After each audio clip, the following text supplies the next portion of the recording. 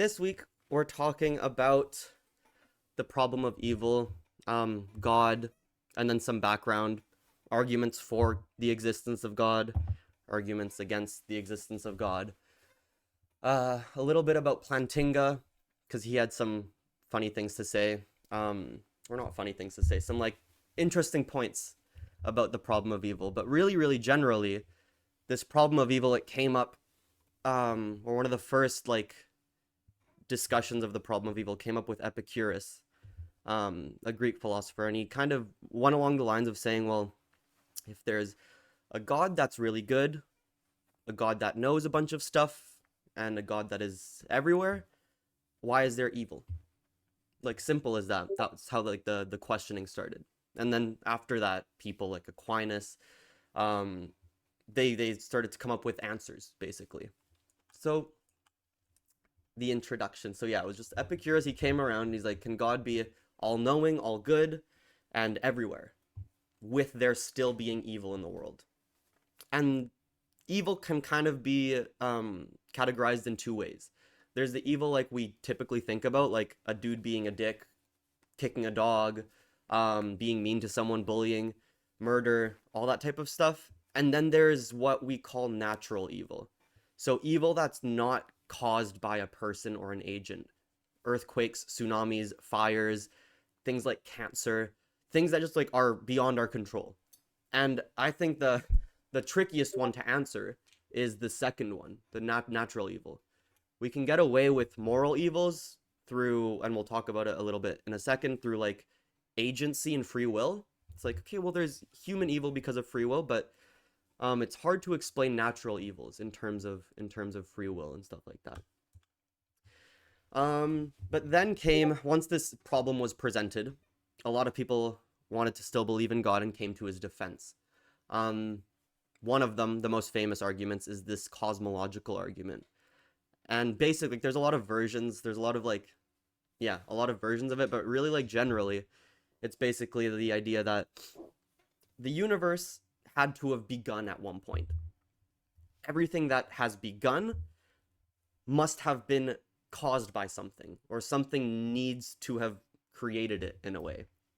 Therefore, something must have created the universe. What is that something? It has to have been God.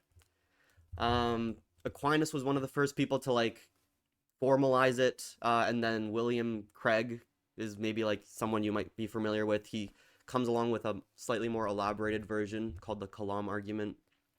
But it's like, yeah, it's like anything that exists must have begun at one point.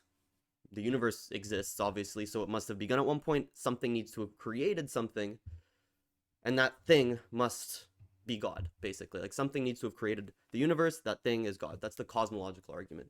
Another type of defense for the existence of God is the teleological argument. And this is saying that like, well, things that have a purpose or seem to have a purpose must have had a person or an agent or a thing in like creating that thing. You don't randomly see chairs out in the forest, because nature won't just make something for the purpose of sitting on if there is no goal. And there's a good analogy that Paley talks about, and it's like, imagine you came across a watch in a forest, just like on the ground, like a pocket watch.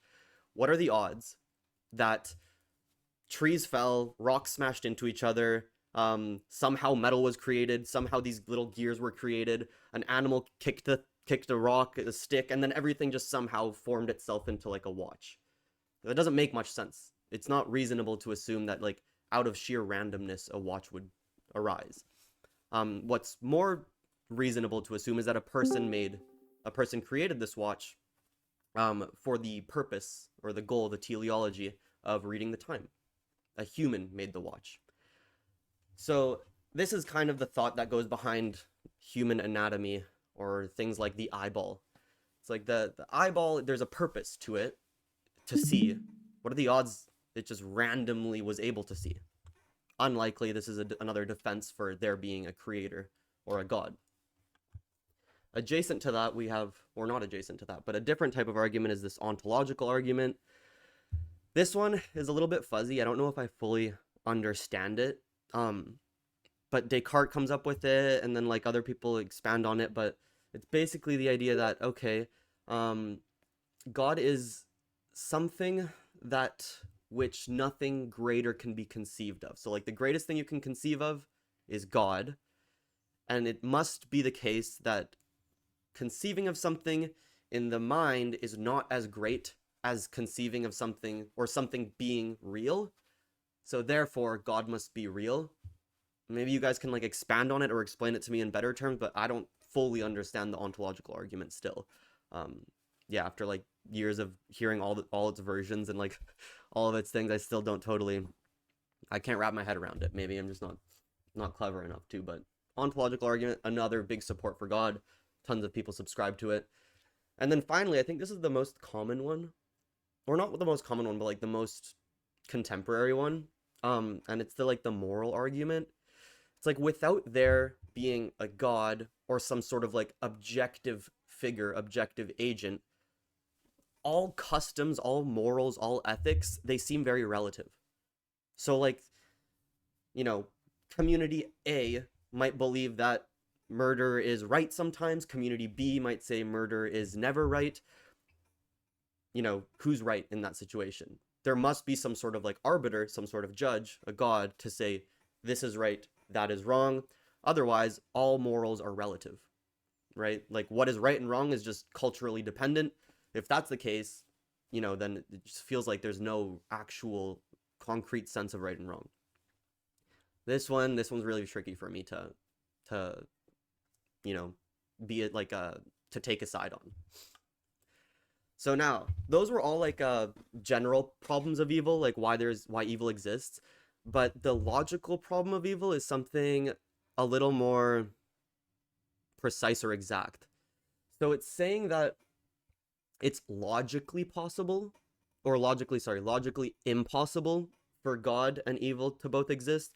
And in philosophy, when we say something is logically possible, it's different than saying something is like possible in normal day-to-day talk.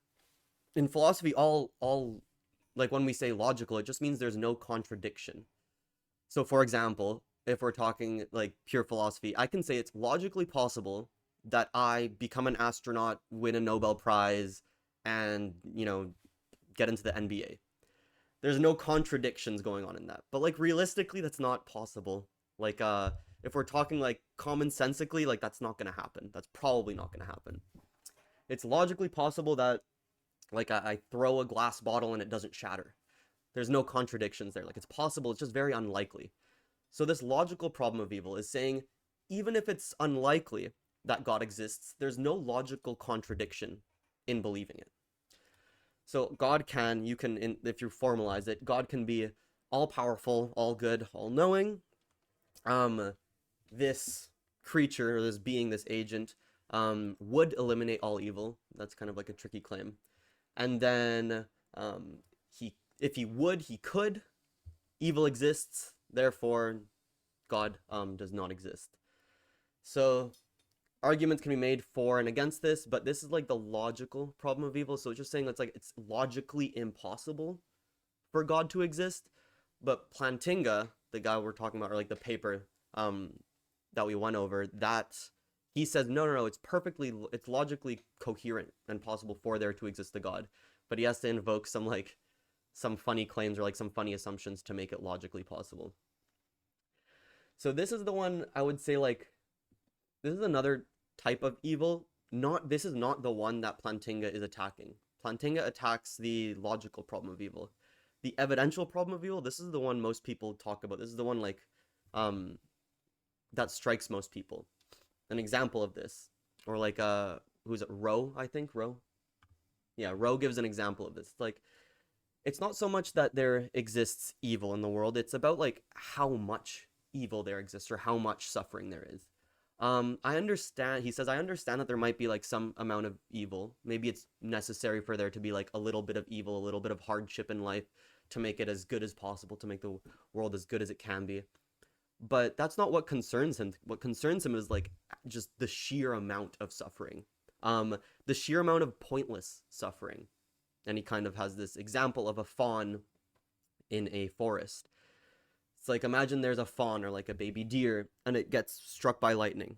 or it gets caught in some sort of like forest fire, and it lies in agony. It's suffering for days and days on end, and then finally dies. There doesn't appear to be any like justification for the amount of suffering that that baby deer just went through. It didn't benefit or change the fact that it was going to die. And he says, even if there's one instance of this like excessive suffering and excessive evil out in the world, how can we believe in a good God? Maybe a God, like, yes, like there needs to be some amount of suffering, some people need to die, but it's the excessive amount of suffering that's concerning him. And this is the evidential problem of evil, not exactly the logical problem of evil.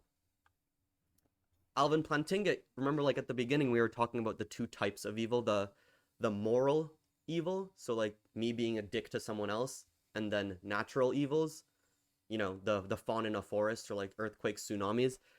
Plantinga has a pretty good answer to the moral problem of evil. And he says, so like people are dicks to each other only because we have free will and agency. And God reasoned that it's better to have a world with evil and free will than a world with no evil and no free will. So like it made sense for God to create a universe with all of these agents and people in them, who were able to make their own choices, even if those choices are evil, as opposed to not being able to make any choices, and then there being no evil. That's how he answers the free will, or like the moral types of evil. He has to invoke a secondary yeah, type of answer for natural evils, though. He says, okay, so things like tsunamis, earthquakes, cancer, all that type of stuff, they're still moral, or like there's still agents behind those. There's still someone causing that type of stuff. Who's causing that stuff? Demons and evil spirits. Um, and so God created a world with a bunch of agents, a bunch of things that could think for themselves and have this free will. Not all of those things are human. Some of those things ended up being fallen angels and demons and spirits and stuff like that. And it's these spirits and demons that are responsible for all the cancers, forest fires, tsunamis, etc.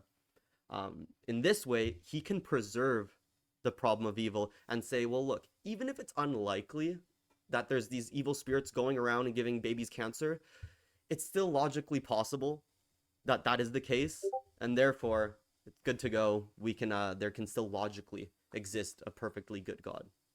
I don't know how satisfying that answer is to you guys, but it's his way of preserving the problem of evil. Criticisms and stuff like that. Okay, well, what about, do animals have agency? These spirits, is it like reasonable to believe that there's these spirits going around causing babies to get cancer and stuff like that? And then also, it's like, sure, he might have preserved like the logical coherence, or like the logical argument for the existence of a god, but it's not satisfying. And if it's not satisfying, I don't know if I want to subscribe to it. But that's basically all like the intro I wanted to give, the only thing I wanted to talk about. Now opening it up to you guys and what you think. Hopefully we have some theists and atheists in here to kind of talk both ways. But yeah, that's all I had to say.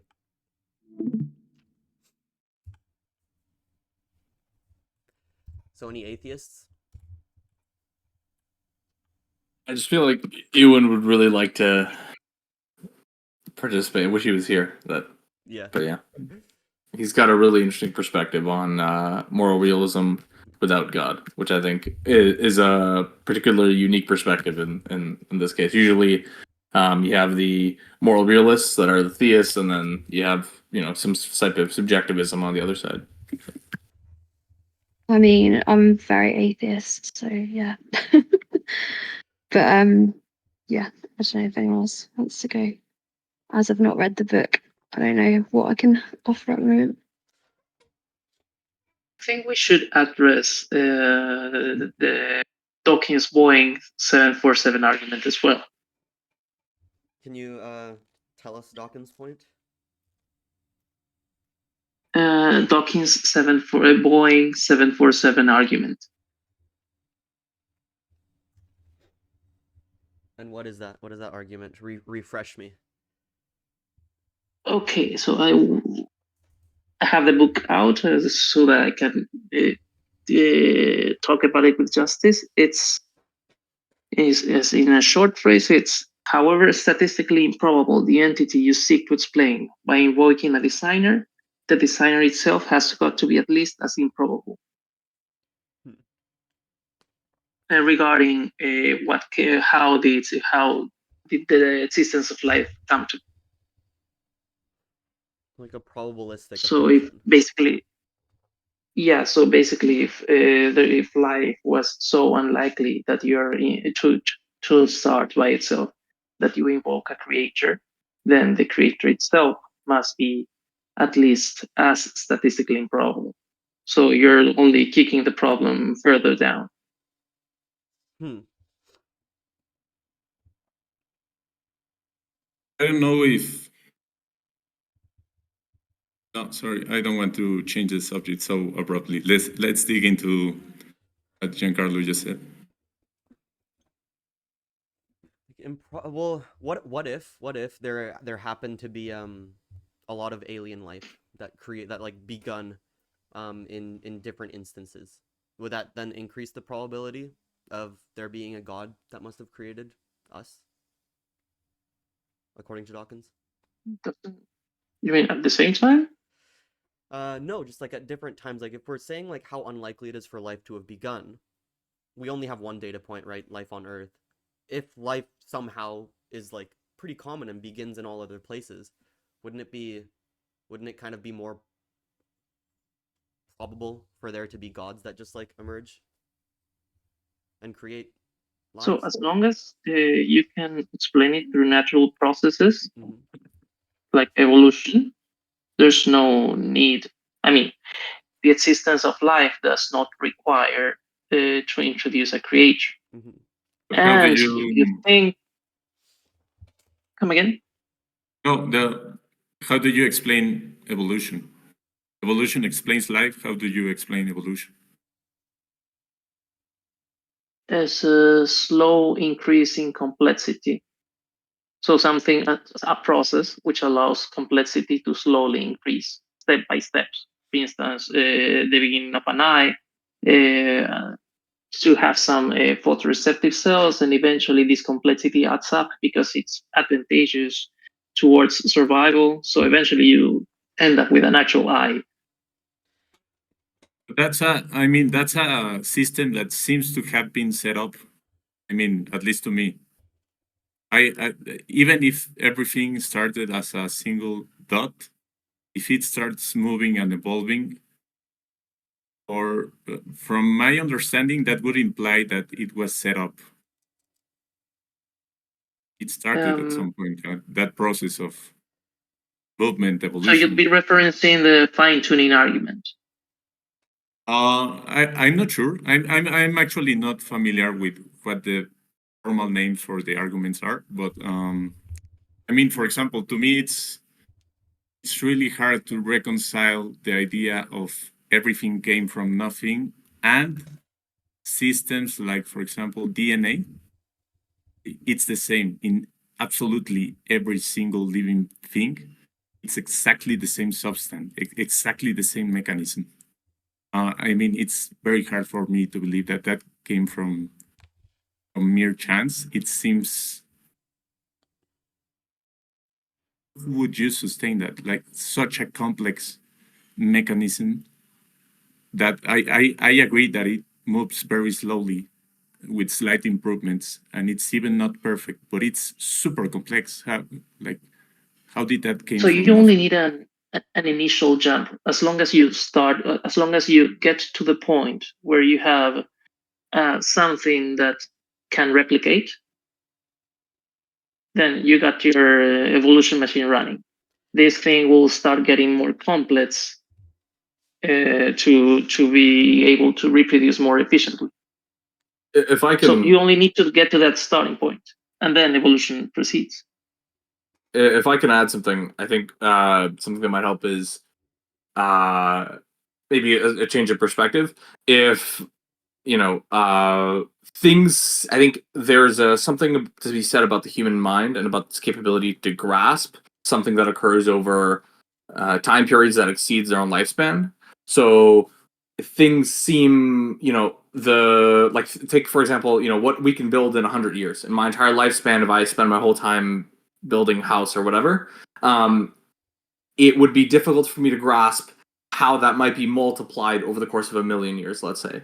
And so I think the argument here is, if I take a bag and I put in 30 dice and I roll it 10 times, I'm never going to expect those 30 dice to all show up at the same number. But if you give me 30 million years, at some point I'm going to hit a point where all those dice line up at the same numbers. And so that's when we're talking about millions. When you get to billions of years, it's kind of the same idea, where if I have these, all these molecules I give, and I keep throwing them into the water type thing, at some point the arrangement's going to come out that life will be produced. It's the same thing with I think evolution, in the sense that these changes to the point where two organisms become separate species are occurring, hundreds of thousands, millions of years in these time frames that I think give us the impression of something super sensible. But if an organism came about tomorrow and this organism was just as smart as us, but their lifespan, we're talking about, lived a month, so their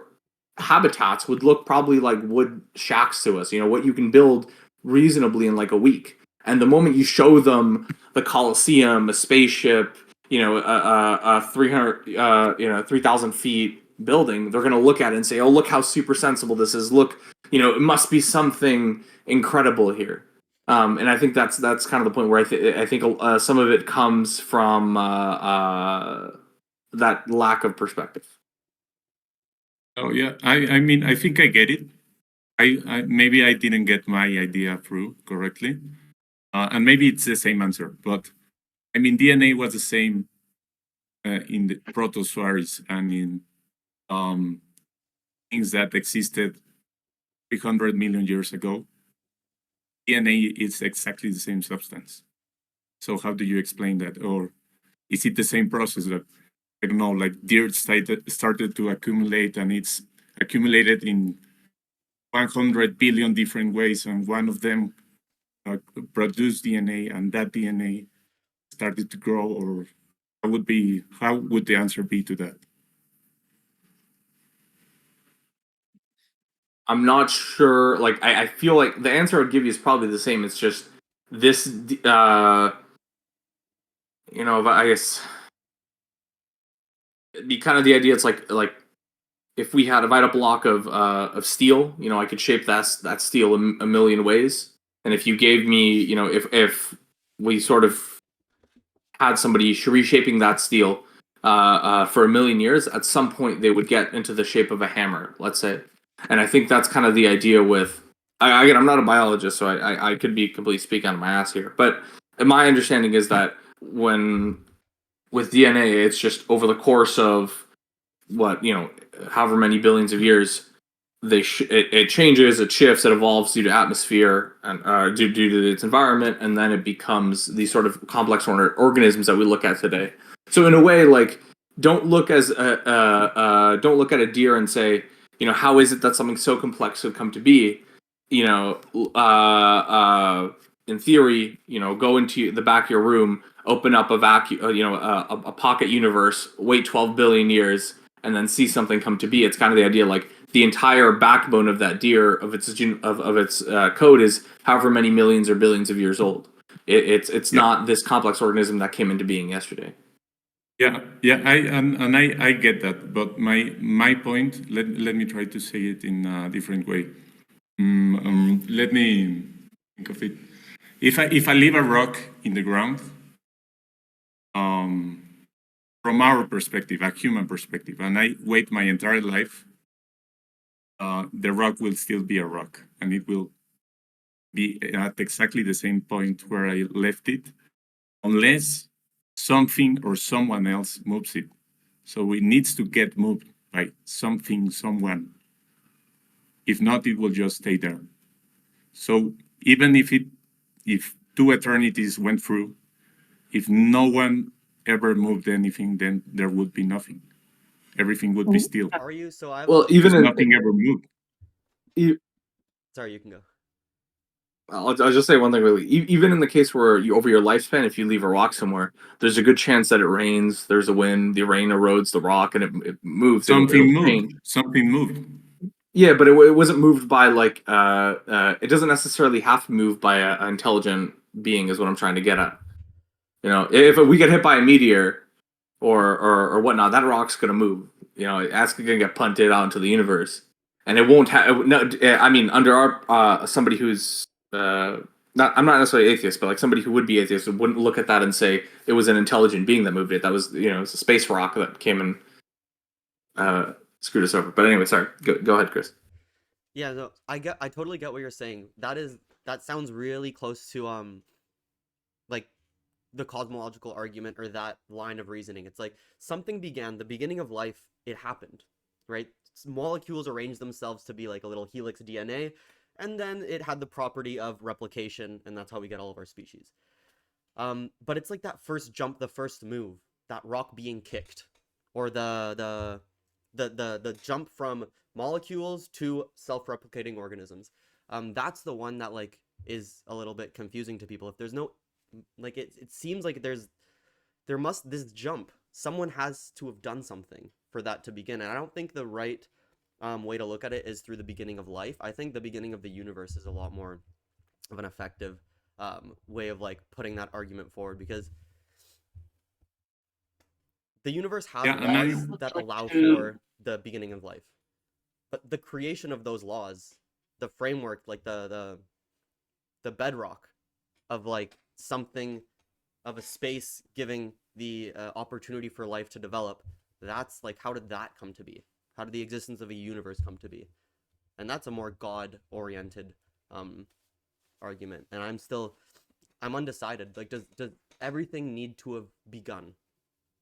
Universe. It seems to have begun Big Bang, but yeah. I actually have two things to say real quick about this point. One is something that's very interesting to me. The scientist that postulated the Big Bang theory was a Catholic priest, and when he postulated the theory, the Pope at that moment came out to say, this proves the existence of God. And that same priest came back to say, no, this does not prove the existence of God. Please don't take religion into this. It is a separate matter. You can put faith into it, but it's not necessarily a definite proof of the existence of a God, of a creator. So that's one. I'm not saying that the necessity of something moving things at the beginning of everything is a definite argument for the existence of God. But saying that if you wait, things change, to my view, is also a very bad argument to say that there is no God. It's like getting something from nothing. How does that work? It has something to add there. So to put things into perspective, so let's we should refer to we should talk about chemical potential and entropy to talk about spontaneous change. So let's say you have current Earth or early Earth, and you have some soup of water and many molecules which have a chemical potential, which means there's the capacity of getting some easy interactions and getting some energy out of them. So there's a capacity to further diminish the entropy, which is spontaneous chemical interactions. This means that if you get some process running which starts, let's say, eating these kind of molecules from the ocean and producing stuff which has more entropy, which is more chaotic, then this process is spontaneous. So if you get a molecule, I think you cut off there, but so yeah, you cut off a bit. Yeah, so if you get a single, you're cutting off still a bit. So give me a second. I need to. You're good. You're good. Your mic's off, Oh, Nathan. we can. Nathan, yeah, we can hear you. Your mic appears open, but we can't hear you. Technical issues. Let me take just this short window. Another topic. Another line, real quick, and we can leave it for later. Ibn Sina said something really interesting about the beginning of the universe, talking about the creating power of God. He was a Muslim philosopher. He's also very important in medicine. He said that since the creative power of God is eternal, he could have created the universe outside of time. So it does not have a beginning for us to see, and it will not have an end for us to see, and it is still created, even when it is eternal in some sense. Since God created all things from eternity, it is eternal, but it is still created. But that's another line. Okay, I think I fixed it. Yeah. Oh, okay. Yeah, I actually didn't even change anything. I don't even know what happened. I just went through the settings and clicked stuff on and off. But yeah, so I was a health sciences major in college, and so we did a lot of stuff with like DNA, and like some of our lectures involved just the topic of the not necessarily origin of life, but so like RNA world hypothesis is kind of the main one when it comes to what's called abiogenesis, which is the idea that life could start from non-life. But like the big issue with that is, so like even if as I think your name is Giancarlo, like the big issue with that theory right now is the conditions that you need for RNA to survive are just so precise, and it is RNA decays so rapidly, at least as far as we know it today. Like we're talking like minutes. You just have to have so many hoops to jump through as far as getting RNA to build up to anything that will actually last and like maintain its own existence, kind of thing. And so again, like you have these ideas of long periods of time, but we're talking about long periods of time to get a very short set of conditions where RNA can actually form spontaneously, which we don't even know if it can do that yet. That's like, at least as far as I know now. 5 years ago, whenever I was in these classes, we didn't know. That may have changed. I don't keep up with the research, but like those are like the kind of thing. It's not like an easy proven like, yes, abiogenesis happens. We don't. But as far as science is concerned, that's a completely open question. We don't know one way or the other. Again, that's not an argument for God either. That would be like the whole God of the gaps kind of fallacy that a lot of people make. But I think, like, just for the purpose of the discussion, the fine tuning argument is completely consistent with modern ideas of evolution. Like those two things aren't incompatible, because, like Chris was saying, it's about what are the laws that kind of form and underlie our universe, and it's these laws that allow for any kind of interaction between particles that can lead to a complex structure. Like, and that's kind of the fine tuning argument is kind of outflanking these just empirical facts. Like you can't just look at a development like, oh, fine tuning is unnecessary. Like fine tuning is getting at the source of where did these laws come from. It seems like it's a reasonable idea that these laws came from a lawgiver rather than they're just like a basic subset. Of course, you have like the other end of like observer's bias. Of course, we live to see the universe, and so we can look at things like that. But like multiverse theory, which like Stephen Hawking and like others are trying to like push. I guess he's not trying anymore because he passed away. But R.I.P. Yeah, like these ideas of multiverse of, okay, we have an infinite amount of universes, very different laws that govern them, and so just the fact that we can observe a universe that does have laws that allow for life, that doesn't move the dial. Like for me personally, as a theist, like I see the whole fine tuning versus multiverse theory, that's kind of a wash. Like I don't see either one of those really moving the needle towards one or the other. But yeah, that's all I had to say about that. Yeah. I think it comes down to like a belief, and this like, and it was, I remember like this one lecture pretty vividly, and it was just like the prof asked people, it's like, if you just threw like enough shit at the wall or enough cards into like into a room, do you think that they would eventually, you know, fall into place as like a perfect house of cards or not? And if you say no, that would never happen, then, you know, you can draw your conclusions there about how life created it or how life began and stuff like that. But if you said if you throw it enough times, it will eventually come into like become this beautiful building of cards, then you're kind of more on the side of saying no, life can just like randomly, spontaneously emerge. And it's just basically like, do you believe if you try stuff enough times, you'll get a really intricate outcome out of sheer randomness, or not? That's just like improbable. And I think that's, it's like, do you believe that enough randomness will lead to something as complicated as life or not?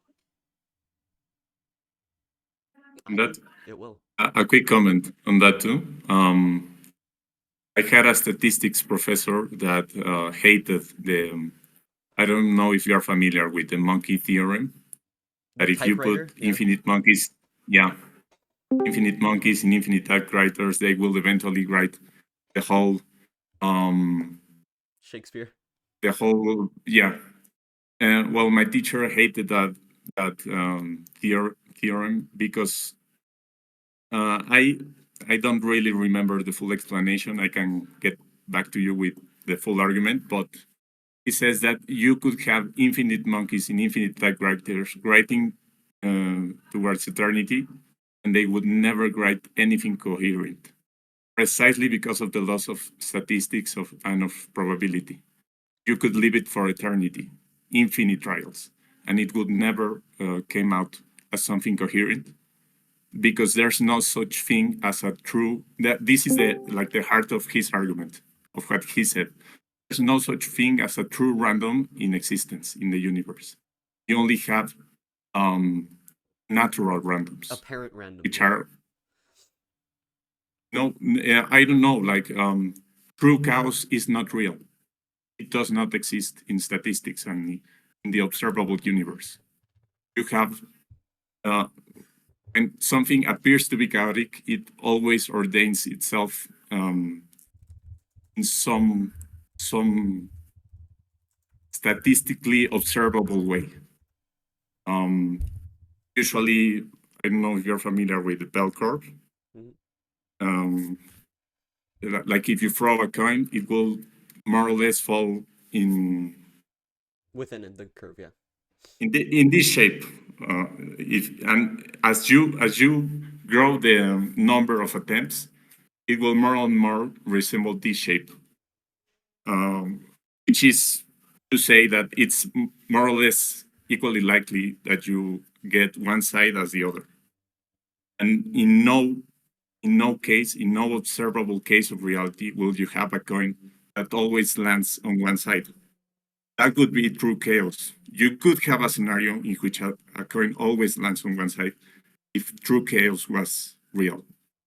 But it's not, so you can't have a coin landing on one side always. But this is the thing with philosophy. This is where probability and logic, they kind of like clash.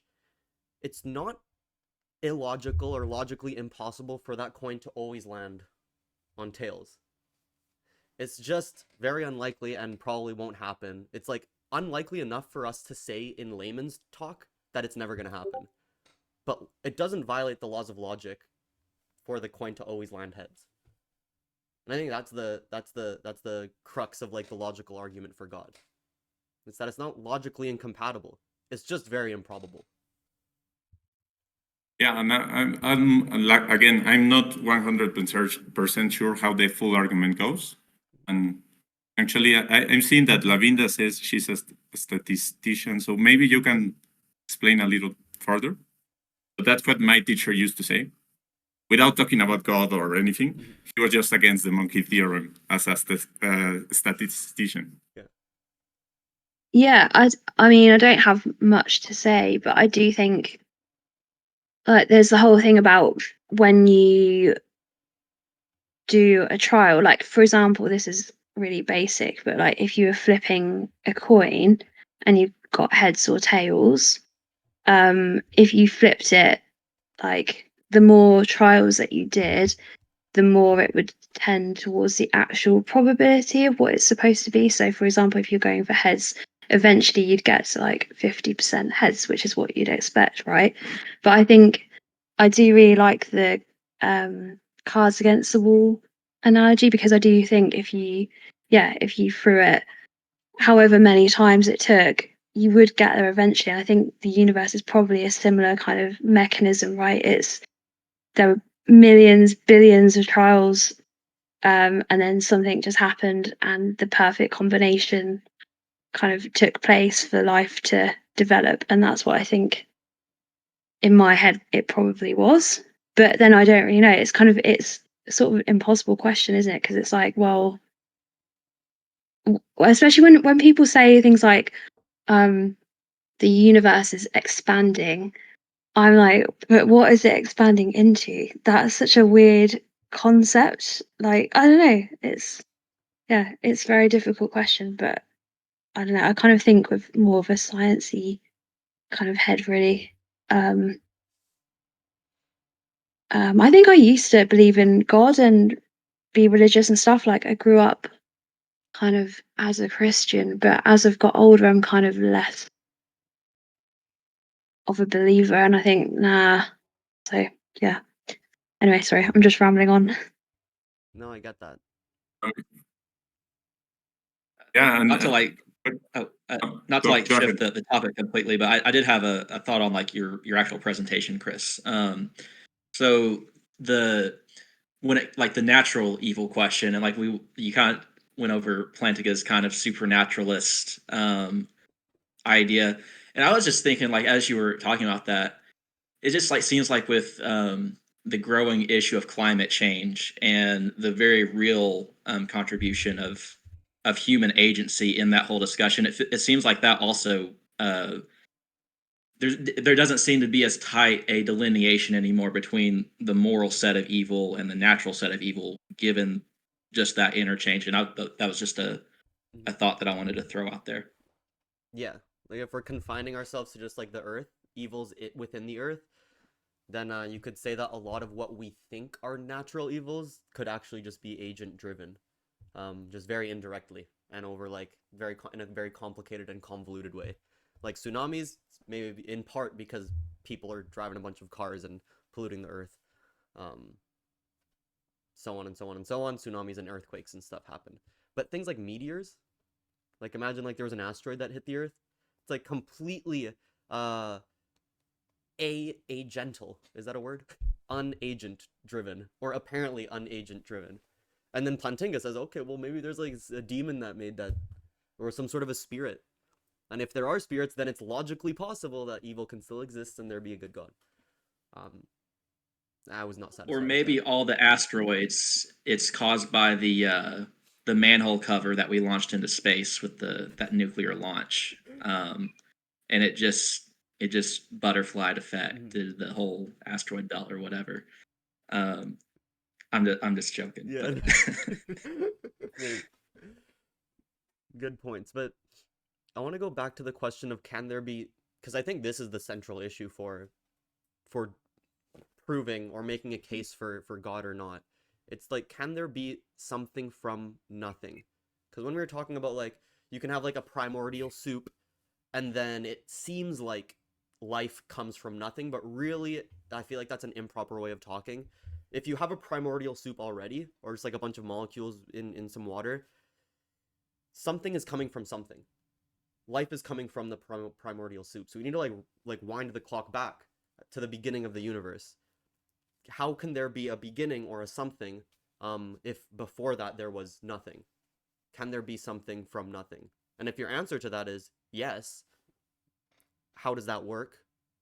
I guess we don't need a god, but how does that work? Then if your answer is no, then you need to posit a first mover, a god.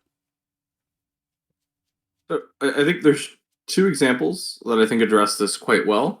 The first one's more simple, so I'll start off with that one. So the general gist is, and it's like I'm in Canada, and so I will walk up to somebody and I'll say, "I'd like to go north," where do I go? And they'll point me in the direction. I'll continue north. So, as I move northward through Canada, I get into the Arctic Circle and I keep asking people the same question. And then at a certain point, I've hit the I'm at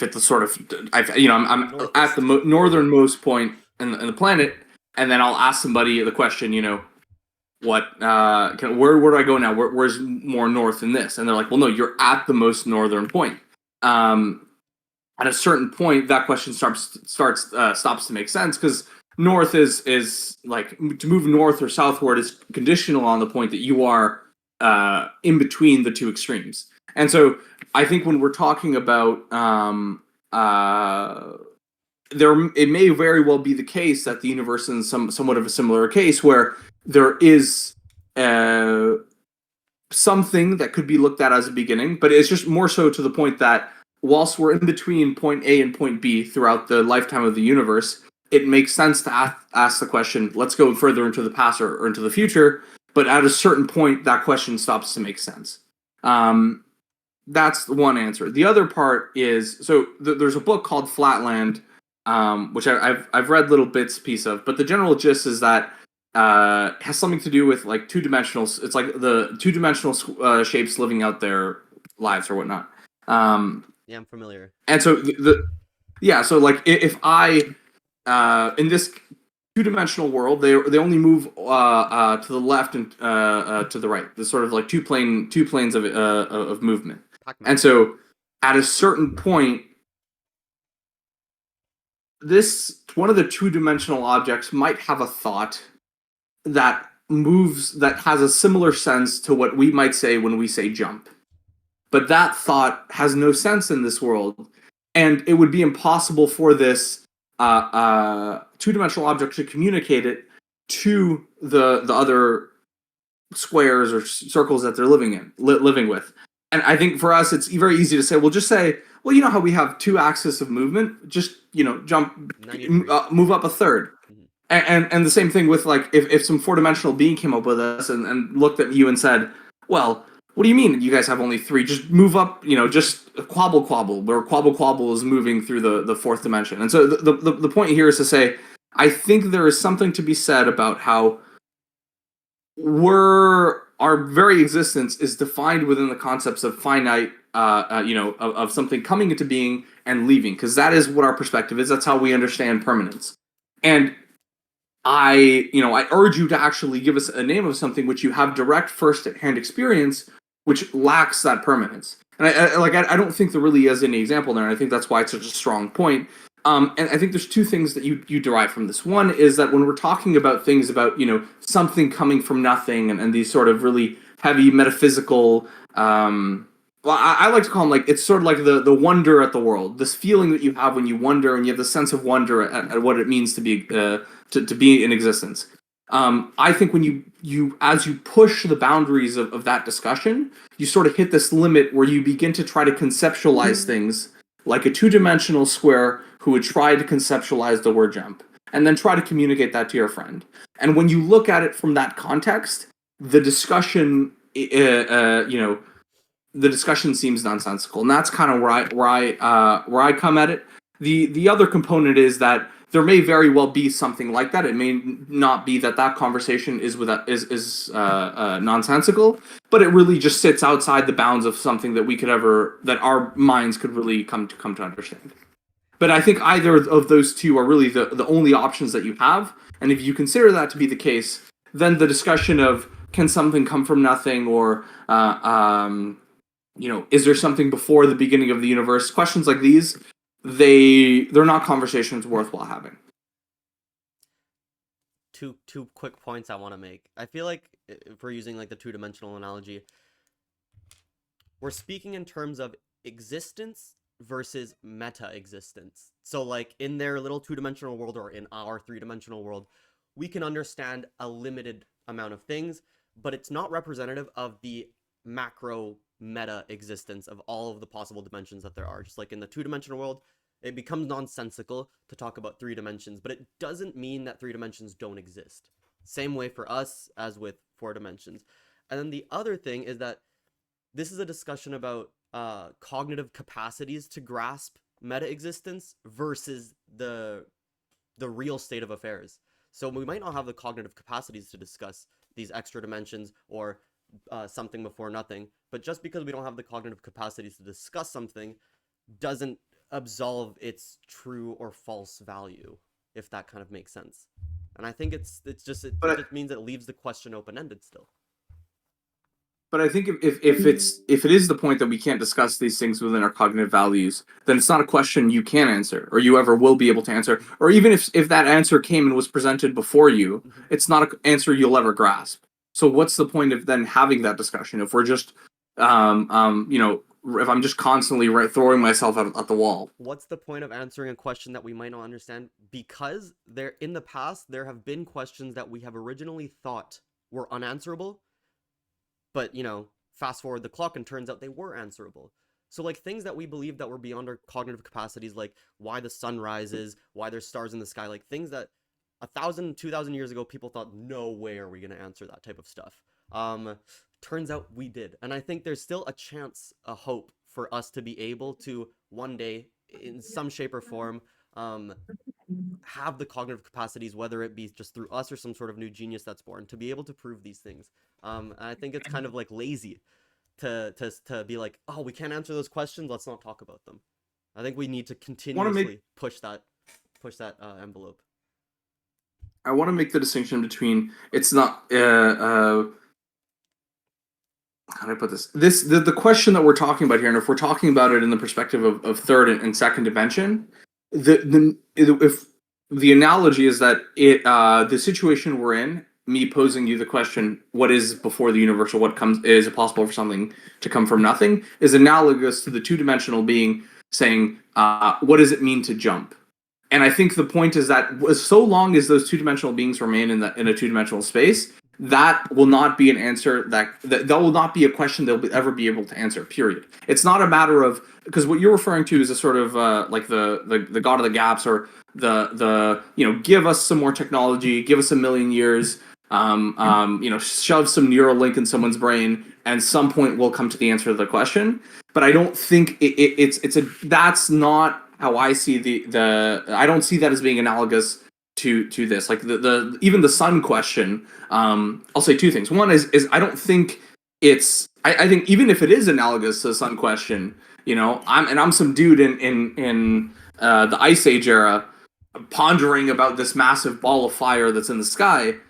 I would rather concern myself with what philosophy can I develop to organize my tribe better, such that we live a better life. I think that's where we rather put our focus. Because this guy, even within your framework, he's never going to come to that answer. And I think the second point is that even within the framework of it being like the sun, he could conceptualize that sun as being something, and even conceptualizing it as a ball of fire is not too far off from what it actually is. And seeing it as a physical matter that exists within three-dimensional space is within the realm of possibility, is within sort of the conceptual bounds of what he can think. But to think of something, now we get into more things like the laws of logic. To conceptualize a thought, for example, that exceeds the bounds of the laws of logic is not a matter of lack.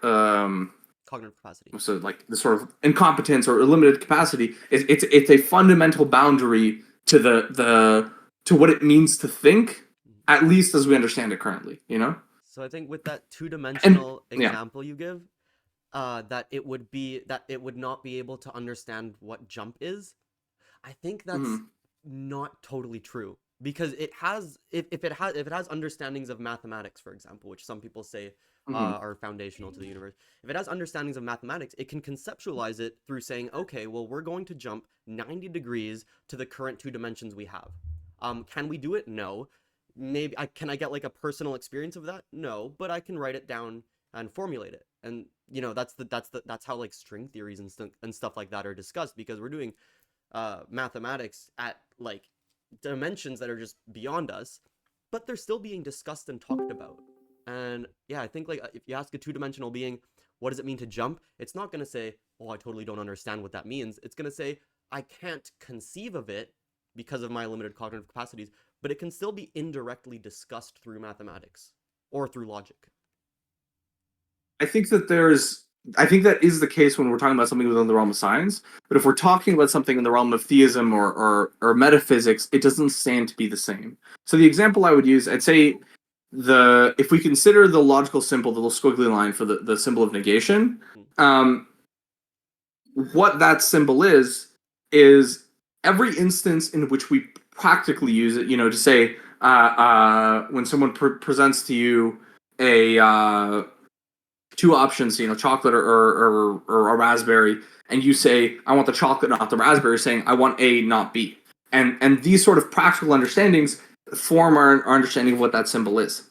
Now, when we look at the totality of an account of that symbol, we are looking at every instance in which you use that symbol, in which that logical symbol represents meaning, and the sort of everything which those instances have in common. That is what that negation symbol means. And so you're right. As a human, we have some sense of what that means, and then we can transfer that understanding of the sort of sense that we have of the symbol to other cases. But there's a sort of limit to that. When we get into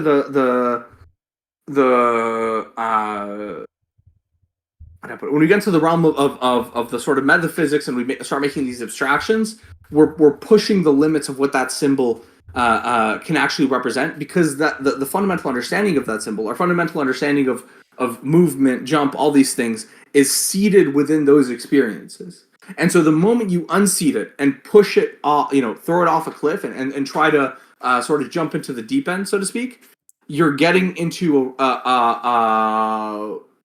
you're speaking of concepts which are inherently anchored to other things without those anchors. And I think that's where you're sort of you're pushing into the to almost like nonsense. You just start drowning. So I think this is where there might just be like a bit of a disagreement. You said that negation is a type of reference to every instantiation where there is not something. So like not raspberry, not chocolate. That's what negation is referring to. It's pointing to those things. That's where I disagree. I think negation is something beyond any instantiation of a negation. Does that make sense? It's like theory of forms type stuff. Oh, okay. I guess what I'm trying to say is not so much. I'm not trying to give like a definitive account of this is like some metaphysical account of negation. I'm just trying to describe negation in, I would say, two things. One is that it is a plausible account of what we can mean when we invoke negation, and the second thing is that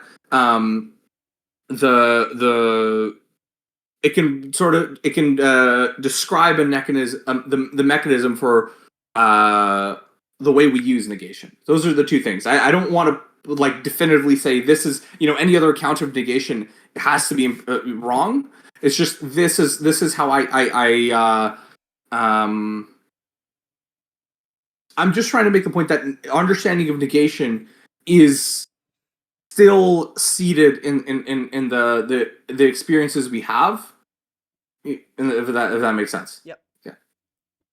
Does anyone else want to pitch in? We've been taking over this conversation.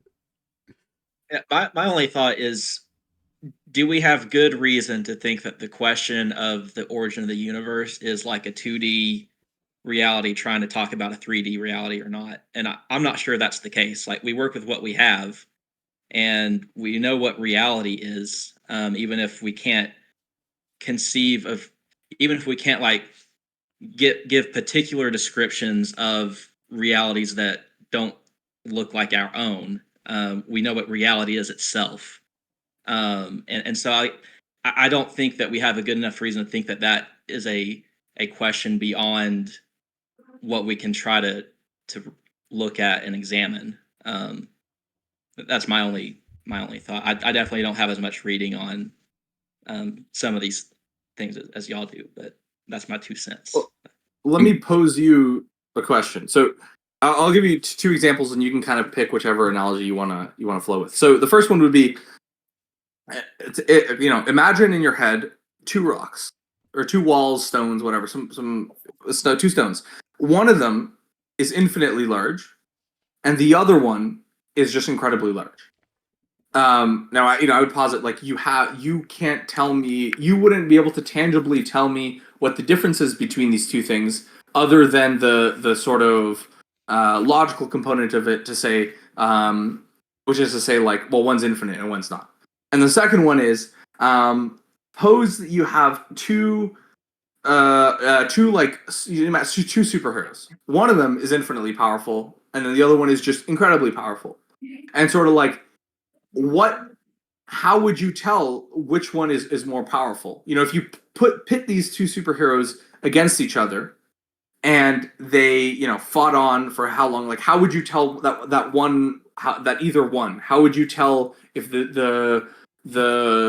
how would you tell when the conflict's over? And kind of like the point here is to sort of what I'm trying to do is like point to the fact that I think some concepts like infinity, not in a mathematical sense, but in a conceptual, metaphysical, or philosophical sense, offend the bounds of logic. And what I'm trying to say by that is there is a sort of I think that there's a border in the sand where we can use these concepts in a mathematical sense and talk about them in that theorem. But when we try to bring those concepts over and use them to ground, metaphysical discussion or debates, that's when things start to get a bit washy because of those conceptual bounds of the two examples that I put forward. Okay, yeah, it sounds logical to me, but I would just to add something. I think that even if it was in fact unattainable, and we are never going to get to the answer, I think making those very difficult questions leads to more questions and more answers on the lines. So it's still just useful in my eyes, even if you are never going to get nowhere. Like, for example, scientists looking for an infinite source of energy, they will probably never get there, but they will develop some very good sources of energy. So yeah, that was the idea.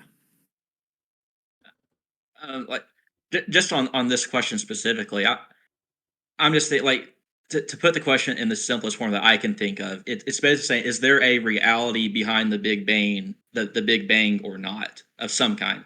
Maybe it's a theistic reality. Maybe it's a multiversal, like, universe being given life reality.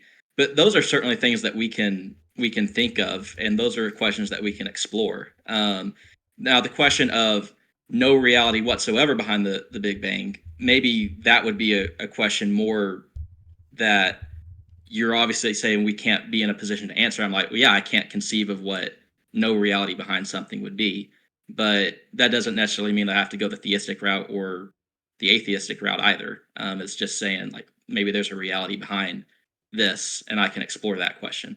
I have one pretty weaselly atheistic way out of out of this issue that I'm sure you guys probably thought of as well, but obviously there are theories for like what happened before the Big Bang, what will happen at the end of the universe, and so on and so on. One of them is the Big Crunch. It's like this idea where the universe expands and then contracts, and then keeps on expanding and contracting. We don't know why it starts to expand or why it starts to contract, but let's just imagine that there is some sort of fundamental law we haven't discovered that leads to the universe expanding, and then eventually at one point it contracts. Now all of a sudden we have an infinity or an infinite number of times that the universe expands and contracts. And if we have an infinite amount of times that the universe expands and contracts, we don't need to have had a beginning. The universe has just always been. It never started. It just seems to have started because in our little chunk of the Big Bang, or what we experience this time, it seems like there was a beginning, the Big Bang, but maybe it was the case that this has just been going on infinitely or meta-infinitely, just beyond our beginning of time. And then no need for a god to have created something because the universe itself is already eternal. Because I think one of the strong like positions that the theist puts forward is that there must be something eternal to create something that's finite, or the universe, because it began. But if the universe is infinite, we don't need something eternal because the universe itself is already eternal. So on that question, I was just going to say that it's funny how it turned into a discussion on the possibility of God, and we forgot all about the evil. But it's a great discussion. But yeah, so I had one minor quibble with your presentation, and so when it comes to Aquinas's argument from first cause, what a lot of people conceive of whenever they're thinking of first cause arguments, they're thinking of it temporally. So you have a temporal cause that precedes a temporal effect, and so on and so forth. And you're trying to escape this infinite regress of temporal causation, where you have this first cause that is a temporal cause that sets off this sequence of events. So like you can think of it as whenever I play pool and I hit the ball and they bounce, it's thinking of the cue ball as the one that sets everything else in motion. That cue ball is the cause, and the effect is the motion of all the other balls. But at least with Aquinas's argument, it's actually completely consistent with an eternal temporal chain. The argument from causation is the idea that the cause is always simultaneous with the effect. They're always necessarily together. You don't have the cause and then the cause has done its job. Now you just have the effect. The cause has to be with the effect at all times. So you can posit this infinite regress, or like just this infinite chain, this infinite set of, like, for example, crunch theory. But like a Thomistic metaphysic would argue that you don't have an account for the existence of that itself, because it's like a contingent thing, because like we're talking about like contingent and uncontingent things, and you have to have a cause that activates that whole set, to put it that way. And so like there's always been a harmony between this idea of a infinite chain and a quantum. So I guess just to the basic point, I don't think that the big crunch idea necessarily escapes what a Thomist could argue with. He like, yeah, maybe there is a big crunch and all that jazz, but you still need to account for the activation of that whole thing, because we're talking about a chain of things that are themselves contingent. They need something else. I feel like That's where the sorry. Besides, the universe is actually expanding in an accelerated manner, not reversing to a big crunch. Yeah, it's the least likely of all universe-ending ones, but maybe for one freaky reason we haven't discovered yet, it slows down in accelerating or stops accelerating. But yeah, good point. I was going to bring back even Sina, because he says more or less the same thing. I mean, what Nathan said is way more formal and complex than what I'm going to say. But even Sina said exactly that if God has eternal properties and eternal potencies, he could have created the universe outside of time. So to our eyes and to time and our visible reality, universe is eternal, and it never started and it will never end, and it still was created by God. So I think that a lot of the atheistic arguments actually debunk a simplistic God. So maybe I'm biased because my exposure to atheists are mostly to American atheists, and mostly to American atheists. And they usually use arguments against simplistic versions of Christianity. Like, for example, creationists that talk about the world being created in 5 days, literally in 5 days. So that's an easy version to debunk. Simplistic version of God and a simplistic version of... Okay, yeah, I will shut up. No. Continue. I just have a question after, and it might be a very, very stupid one. Or just like a very, very first-year freshman question. It's like, this is kind of assuming the universe itself, this ring of infinite contingency, it needs to have been put in place, right? By something or someone, if I'm understanding the Thomist objection correctly. Can't you just be kind of like a dick and be like, okay, well, then what created God? If there's this other infinite thing that must have created this loop of infinity, the universe, what created this infinite being? I think you will know this one, Nathan, because he also talks about this, right? Yeah, like, So I always think of so I can't remember which one, but my medieval philosophy class we went over the Muslim philosophers during that age, and I was thoroughly convinced with just this idea of you need an ultimate reality. So like even if this ring was put in place by a creator, we'll just put it very minimally, just a creator. That if that being itself is a contingent, like you need an uncontingent reality to just ground it, like necessarily. Like that's kind of the whole ballpark. So either that creator had another creator. So I think of like the simulation hypothesis, like the Thomistic argument would still even reach to the simulation argument of like, okay, we're in a simulation. There's like some kid with a computer in some reality. Well, that reality would be considered a contingent reality too, and so you yeah, you just don't escape like the argument of needing an uncontingent thing to account for contingent things. Why can't the Ultimately, universe I don't just know if be that an really uncontingent thing? I'm confused. Maybe I can't wrap my head around it, but like we're saying that like if there's like I'm kind of like pantheism, I I'm guess. But picturing the universe as like this ring of contingency of like it causing itself. And then what you're saying is like there needs to be a bedrock, a flat like an ultimate reality for this ring to have been placed there for it to exist. Why you can just keep zooming out. Yeah. But if yeah, you think I about guess it, there are religions that take that into account and that portray a version of a god or a supreme being that is actually existence itself, and that in some way we are all part of that being, of that reality. So I guess what you say could be possible, and that the universe is its own cause, and then one of those religions would be right, I guess, and we are all part of that immanent reality, and we are actually part of God, and we don't know about it. I mean, I don't believe in that, but that could be maybe a possible argument to Isn't answer that. isn't this kind of like the atheist and the theist are just going back and forth and one saying to the other, "No, I'm bigger. No, no, I'm bigger." A little bit. Yeah, yeah. I think in the end you cannot have a definite answer of whether there is a God or not.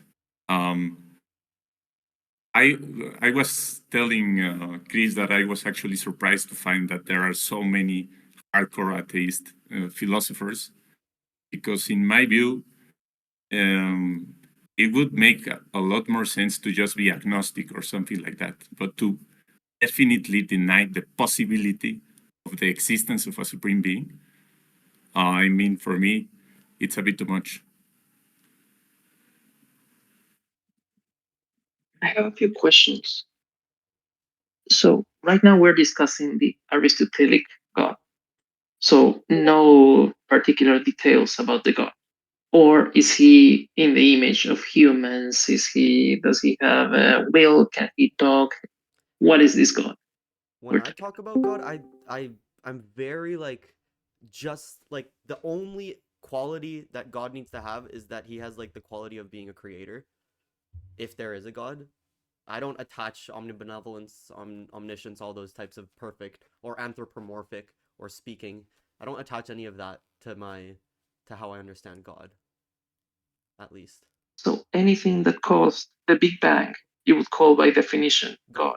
Maybe he's not a good guy. Maybe it's just some kid in his I mean, basement. what if it's just a rock? I mean, what if it's just a rock hit the universe and made things start to happen? Would you call that rock God? Or does it need to be more special? I think Then it isn't goes it in the just a matter way. of putting names? Wait, just another question on the boundaries. So, like, if this is like all a simulation, would you then say the person who like turned on the machine is God, or like would the machine be God, or you would still consider that like the existence of God The first would be causer true would if be there's a simulation? it would be more appropriate to call him the creator and not God, because when you say God, like there's a lot of we attach a lot of like goodness and beauty and perfection to it, but when I think of God, it's just like a creator. What created everything? Don't you Well, the run Big into the Bang same itself problem? might be the first cause. Sorry. Don't you run into the same problem with creation? Kind of.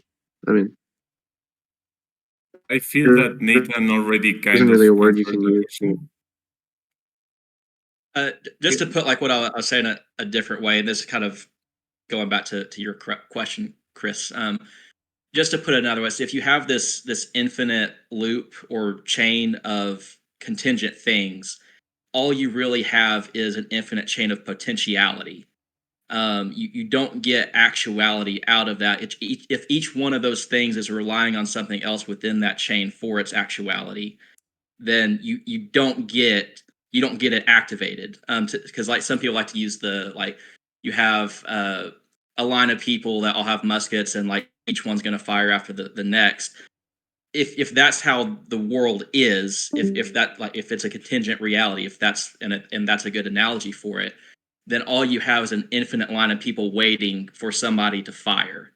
And that's what the non-contingent idea is doing. It's saying you need this non-contingent reality to activate this contingent one.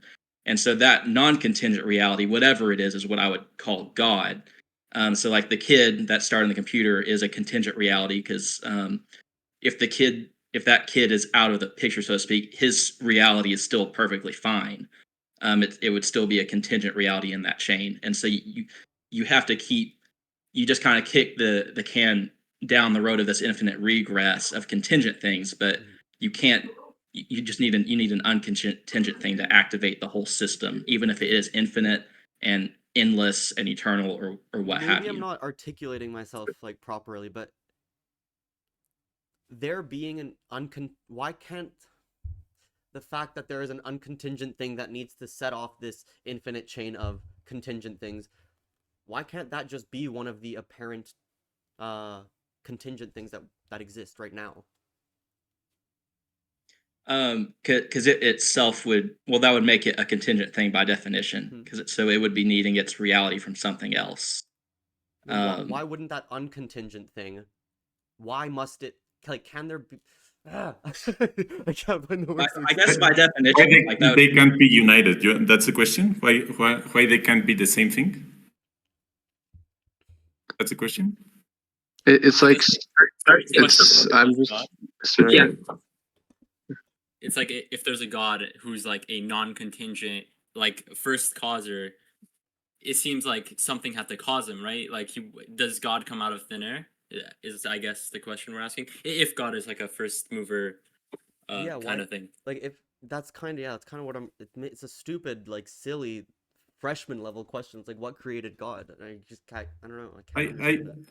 I heard an answer that is, I mean, to my ears, Nathan already answered, but I will put on a different example that I heard once about an infinite chain of creators. Like with that question, who created God? The supreme God, and who created the supreme God?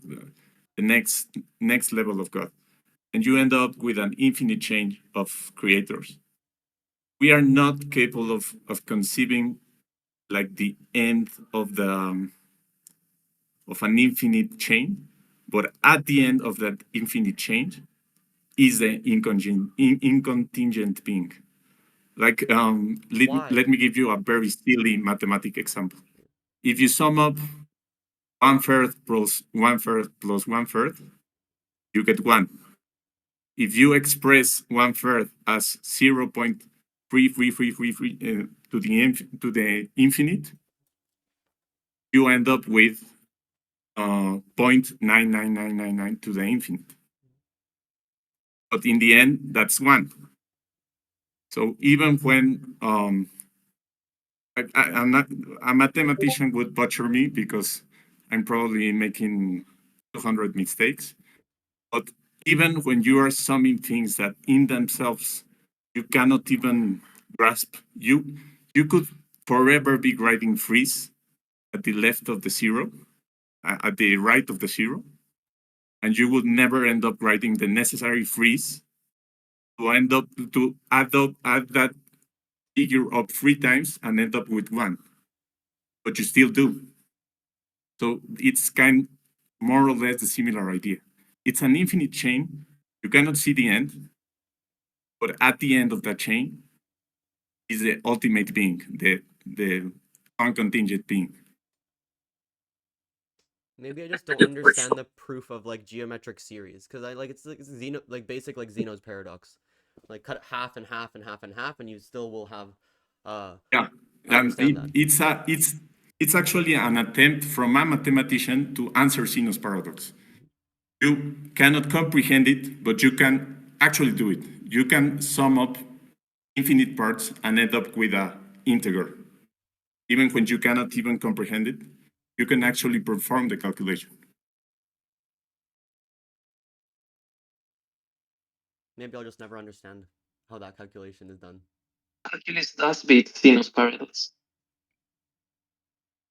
I solve it by walking.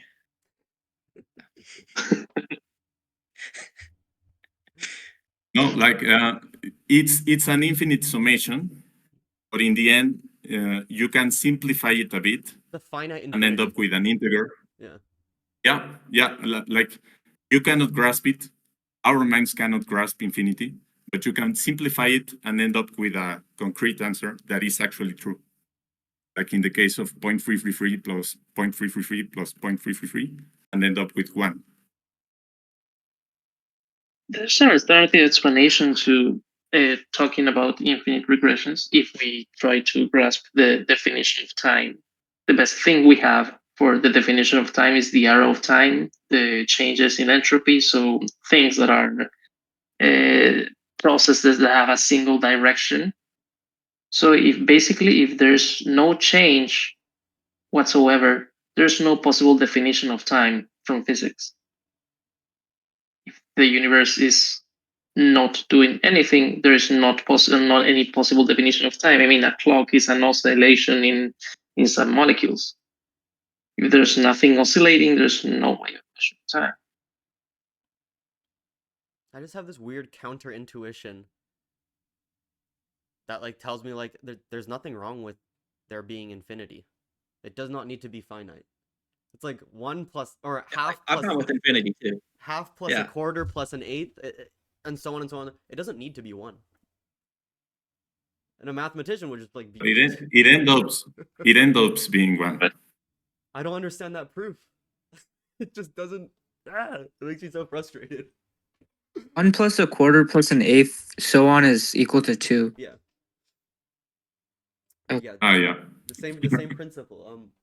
It doesn't need to be 2. It can just be infinity. Listen to E equals pi. He's right. I know I'm wrong, and I'm stubborn here. No, I think you are kind of right, because it's things that we simply cannot grasp. I mean, at least by my experience, my just like if we can't grasp attempts them, at how is there trying to grasp it. Sorry, I'm kind of like new to the atheist theist debate in like philosophy, but what's this? I don't understand the exact obsession with like the incontingent thing. What's like, where are the proofs behind there needing to be some incontingent thing? I know it's kind of, at this point, there's so much debate about it that it's taken as a given that we have to have some kind of incontingent thing at the very end of it. But the definition of incontingent and contingent seem kind of arbitrary. Who decided that there needs to be something at the end of the chain? You rephrased I what I'm trying mean, to say perfectly. Yeah, so like, so contingent means something that has its reality through something else, and then uncontingent is defined as something that has its reality in itself. Yeah, so yeah, but we define. Oh, sorry. Yeah. So if the universe does not need a creator, it would be an uncontingent thing. It would have its reality in itself. But the issue with that is that the totality of at least what we can see, we don't see things that are uncontingent. Everything that we can see is a contingent thing. And so that's why we need an uncontingent thing to account for it. That's kind of the basic summary of why that whole thing worked. Well, but at that point, doesn't it boil down to like pattern recognition that like, oh, this thing is affected by another thing and this thing isn't affected by another thing. So if we go back all the way, and that's like the forgot exactly which one, but it's basically the to prove that there's a creator. Everything that has been created needs to have something to create it. And if you go back far enough, there's one thing that doesn't have anything to create it, and that's the creator, which is God.